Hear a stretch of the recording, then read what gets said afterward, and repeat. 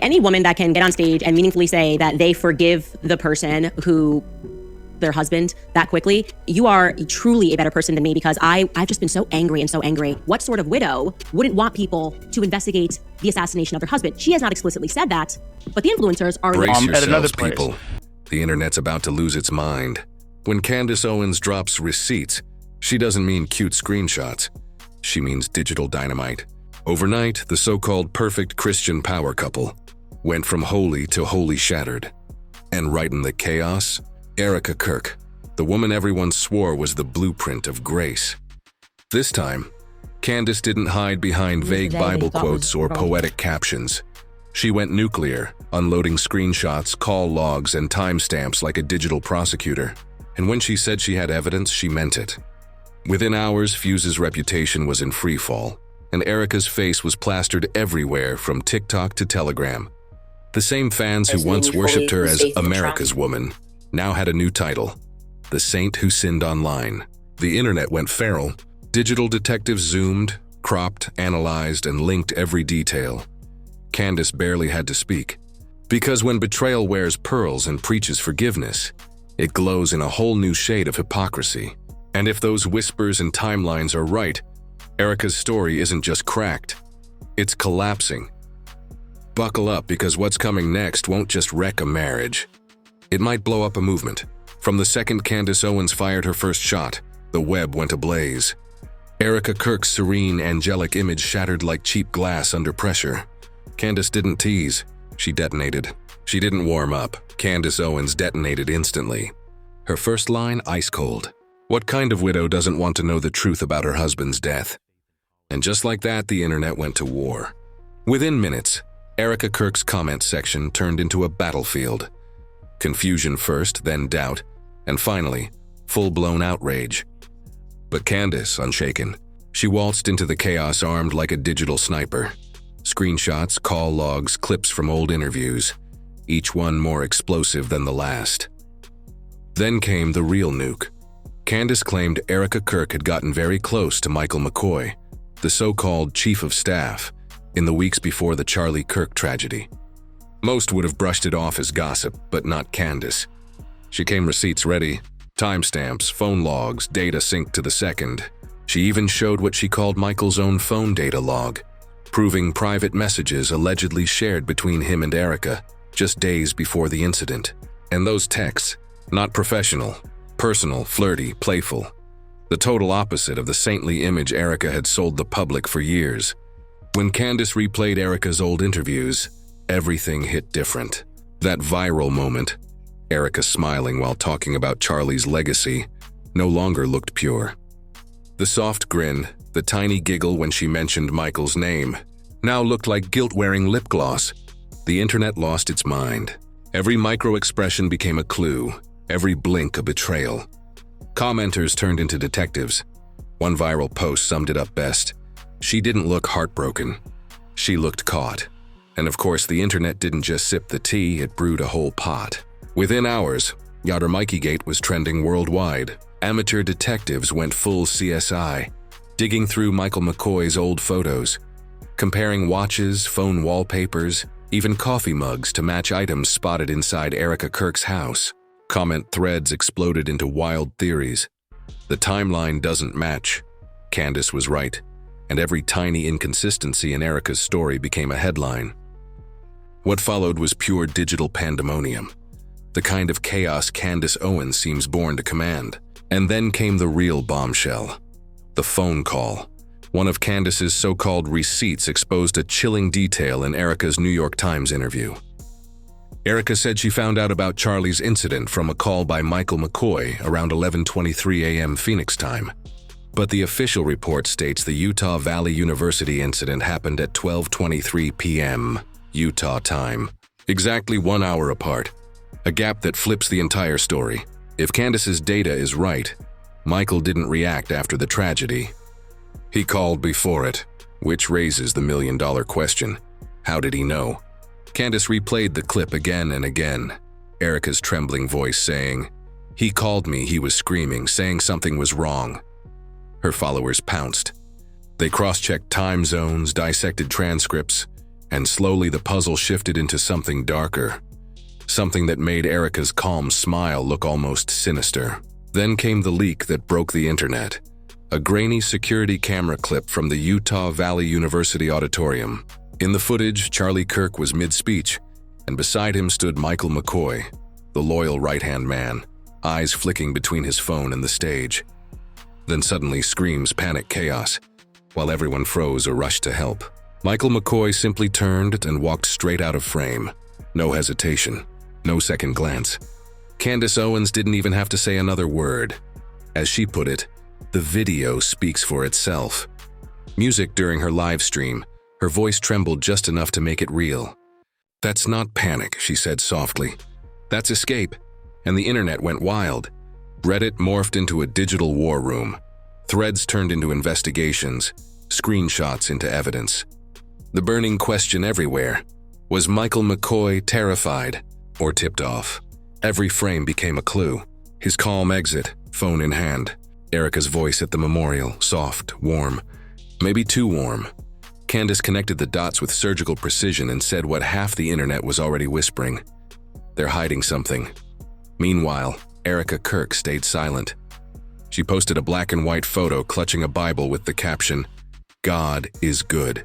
But instead of sympathy, she got fury. The comments poured in. "If you're innocent, speak up. Stop hiding behind scripture." Erica's silence only amplified the noise. Candace, smelling blood, launched her next stream, this time calling out the tiny lies, the soft contradictions that, when pieced together, looked like a cover-up. Why did Erica change her story in every interview? Why preach forgiveness before the investigation even ended? And why, oh why, did she keep calling Michael McCoy an old friend instead of an employee? The deeper Candace dug, the darker it got. Then came the next hit, an alleged screenshot between Erica and an unnamed staffer. The leaked texts weren't business talk. They hinted at late-night calls, crisis planning, and timelines that aligned too perfectly with Charlie Kirk's final appearances. The explosion online was instant. Comment sections turned volcanic. Outrage, disbelief, and a creeping realization. Maybe, just maybe, Candace wasn't wrong. One viral comment summed up the internet's collective gasp. If even half of what Candace said is true, this woman fooled millions. By nightfall, Erica Kirk's empire was collapsing. Sponsors that once lined up for photo ops quietly vanished. Brand deals froze. Conservative allies began unfollowing in silence. The flawless image Erica had crafted for years was now crumbling in real time. But for Candace Owens, this wasn't about clout or clicks. In her live stream, her tone turned almost prophetic. "This isn't gossip. This is justice." She swore she wasn't chasing fame, she was chasing truth. And whether people adored or despised her, one thing became crystal clear. Candace had hit a nerve so deep it shook the entire movement. Beneath all the screenshots, hashtags, and theories, one question lingered like smoke. Was Charlie Kirk's death a tragedy or a setup? The internet didn't wait for an answer. It decided on its own. As the night dragged on, Erica's silence grew heavier. Between posts about forgiveness and faith, her perfect persona began to fracture. In a short, shaky live stream, she whispered, "I'm tired of being accused of things I never did," before abruptly cutting off. But by then, belief had already left the room. And Candace Owens? She was far from done. The next morning, chaos reigned. Candace was trending worldwide again, and she warned us plastered across every feed. Clips from her live stream flooded social media, while users replayed Erica's old interviews like forensic analysts studying evidence. One in particular, Erica's soft smile during her husband's tribute, was slowed, zoomed, and dissected frame by frame. Every blink, every breath became potential proof. By noon, social media wasn't just talking. It had transformed into a courtroom, and the world had split cleanly in two. Justice for Charlie versus Laure Pray for Erica. Two armies had formed overnight. Team Candace, convinced this was a massive conservative cover-up, and Pray for Erica, swearing Candace had gone completely off the rails. But love her or hate her, everyone agreed on one thing. Something about this story just didn't fit.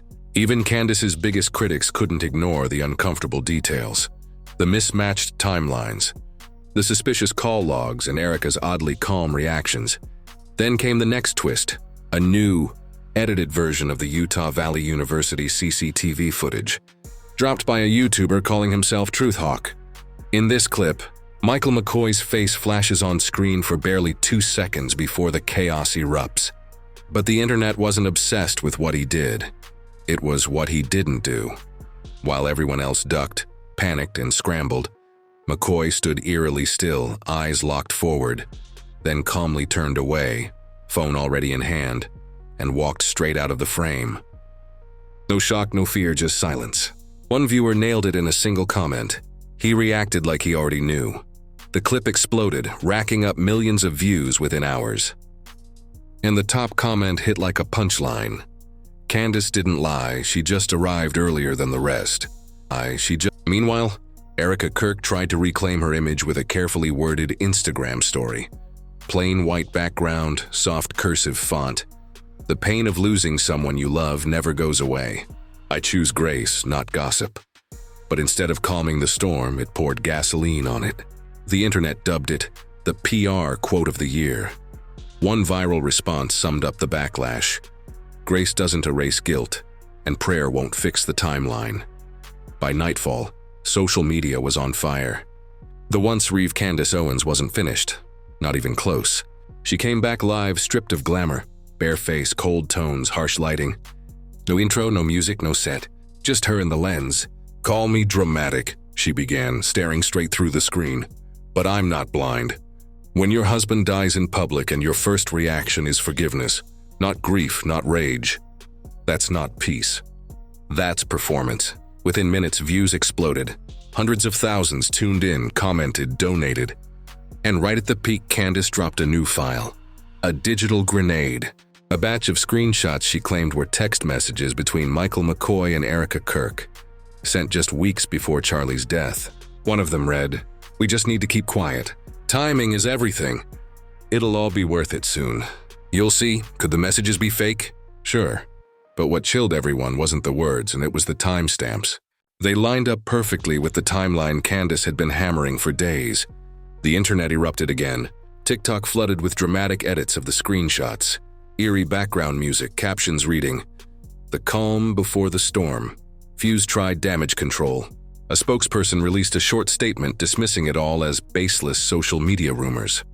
But that only poured fuel on the fire, because if it was nonsense, why even respond? By evening, Candace had turned her live stream into a courtroom. She reconstructed the timeline piece by piece. The call before the incident, the 1-hour time gap, McCoy's quiet exit, Erica's smile, the forgiveness post. Each detail falling into place like dominoes. Her tone sharpened like a prosecutor's blade. "Coincidence? Or coordination?" she asked, and by then, no one needed an answer. Then, the twist no one saw coming. And just when the internet thought Candace Owens had reached her final act, she dropped the twist that froze everyone in place. A newly leaked text, allegedly between Charlie Kirk and Candace herself, sent only days before his death. In it, Charlie sounded shaken, paranoid, trapped. One line in particular sent shockwaves across the web. "They want me to keep quiet about Israel, but I can't.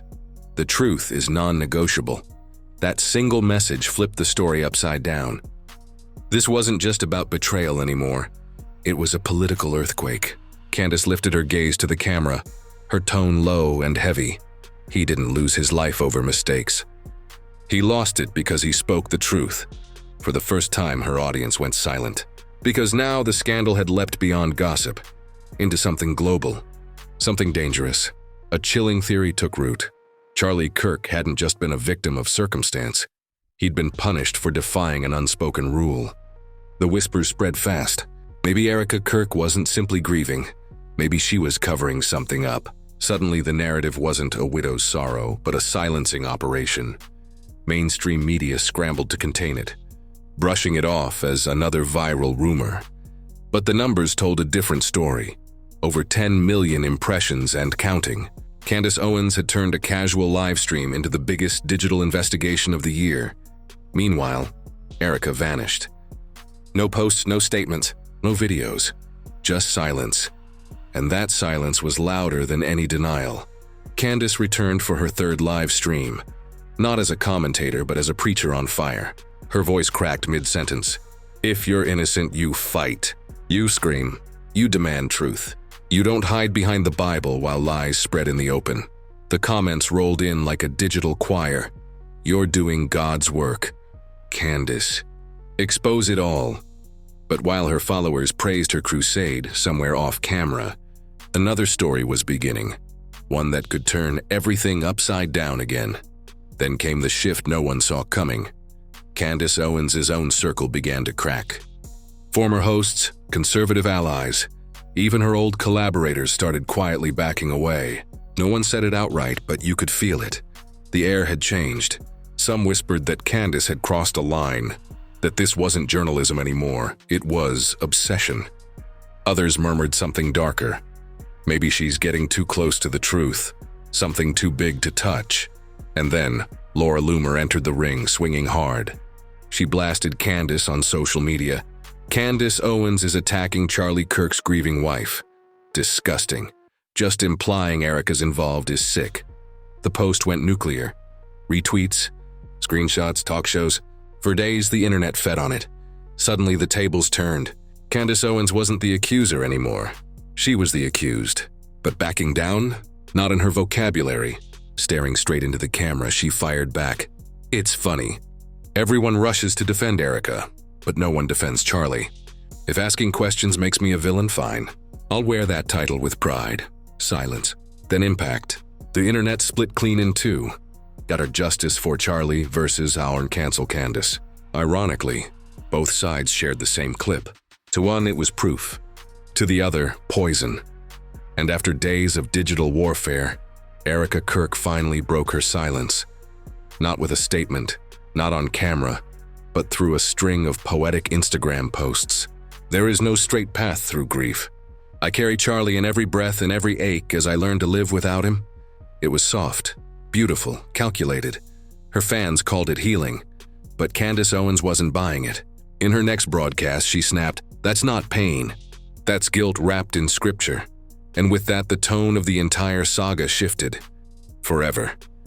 That's when the silence finally cracked. Every influencer suddenly had a side. Podcasters treated the Candace Owens-Erica Kirk war like a championship match, analyzing every glare and gasp. Candace's fiery clips flooded TikTok, X, and YouTube, chopped, remixed, and looped for maximum drama. This wasn't internet gossip anymore. It was a full-scale media meltdown. Candace stopped asking people to believe her. Now she was warning them. When forgiveness looks rehearsed, she declared, it's not healing, it's hiding. And if she was right, then Erica wasn't grieving at all. She was concealing. The nation was transfixed. A quiet feud had exploded into a national storm. News anchors read Candace's quotes like sworn testimony. Political podcasts turned into true crime panels. Even legacy media couldn't resist the chaos. Headlines screamed, Candace Owens versus Erica Kirk, the scandal that rocked fuse. In her latest broadcast, Candace appeared in near darkness. No glam, no fluff, just her glare and a voice like ice. "I'm done arguing," she said slowly. "I'm warning. They told me to stop. They told me to keep going. But tell me, how do you move on when someone's gone and nobody asks why?" Each word landed heavy, shaking the internet. "If Charlie Kirk's death was an accident," she pressed, "then explain the calls. Explain the timeline. Explain why caring is suddenly rude." That line, "It's not rude to care," set the world on fire. Hashtags blew up. Merch sites printed it overnight. Candace wasn't just speaking anymore. She'd become the voice of rebellion. Meanwhile, Erica Kirk vanished. Private account? Comments off? Brands erasing her image like she'd never existed. The silence was deafening. And then, just when the dust seemed to settle, a midnight Reddit post appeared. The missing call log. Allegedly pulled from Fuse's internal servers. It showed Michael McCoy's number placing a call at exactly 11:22 a.m. And that single timestamp? It blew the story wide open, and then, boom, the twist no one saw coming. The Reddit post didn't just name-drop Michael McCoy. It claimed his call came 1 minute before Erica Kirk said she got that panicked phone call from Phoenix. Even worse, The leaked log showed a GPS ping right near the Utah Valley University campus. Within hours, it was everywhere. Screenshots, theories, voiceovers, breakdowns. Truth or not, it didn't matter. On the internet, perception is proof. Candace Owens wasted no time. She hit repost with a single bone-chilling caption. "You can't erase the truth." Her supporters erupted. Erica's defenders scrambled. Confused, dead silent. No statement, no denial. Just that same eerie corporate quiet that always makes things look worse. That's when things went global. Candace started connecting dots, linking not just Erica and McCoy, but Charlie Kirk's death to political donors and pressure over his pro-Israel stance. Her tone sharpened. "This isn't about jealousy," she said coldly. "It's about power and silencing a voice." People laughed at first until Joe Rogan stepped in.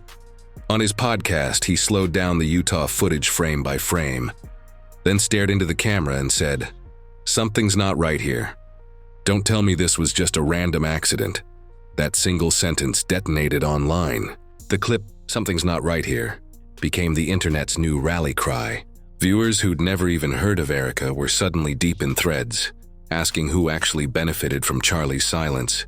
The narrative had shifted. This wasn't personal drama anymore. It was political theater.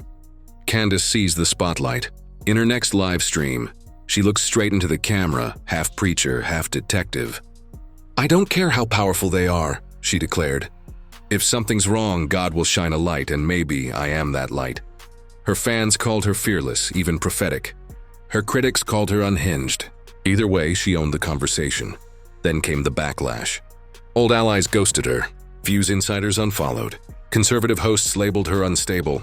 And then Laura Loomer dropped the hammer. "Candace Owens is exploiting grief for clout. Attacking Charlie Kirk's widow is disgusting." The post exploded. Retweets, reactions, endless debates. For a moment, Candace looked cornered, her armor cracking under pressure. But instead of folding, she went live again. No proof this time, just fire.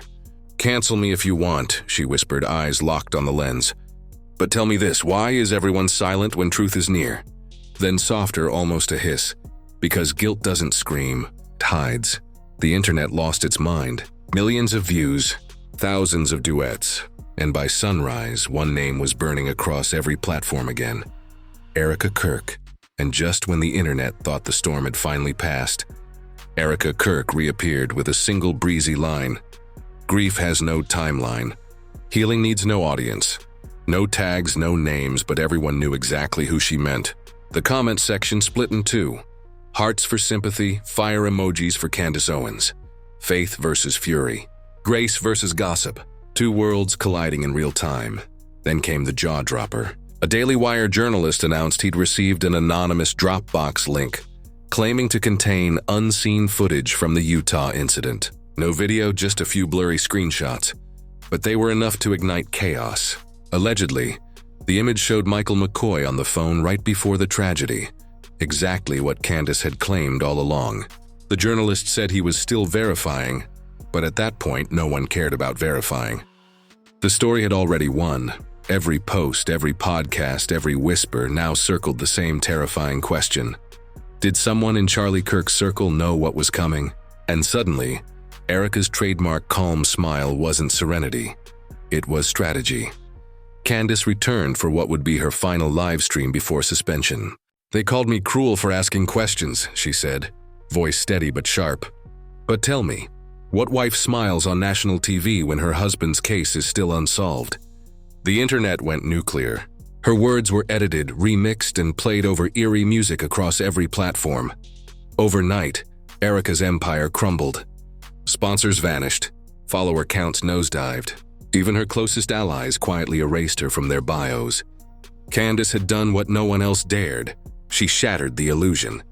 And now, the world stared at the ruins, trying to separate reality from performance. "The question," Candace whispered in her final stream, "isn't whether Charlie is silent, but who silenced him."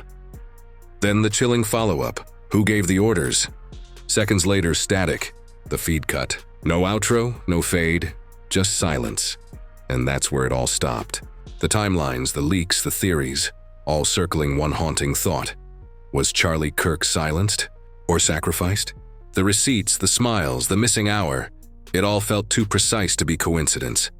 Whether you see Candace Owens as a truth teller or a ticking bomb, one fact remains: she made the world look twice. 'Cause something about this story still doesn't sit right. You can feel it. In the vanished posts, the polished forgiveness, the way everyone avoids the core question. Maybe Candace went too far. Or maybe she didn't go far enough. But now, Erica Kirk infuses silence screams louder than any denial. No lawsuits, no statements, just stillness. But the internet doesn't forget. And in the age of receipts and red flags, truth never stays buried. So, what do you think? Did Candace uncover a dark secret? Or open a door that was never meant to be touched?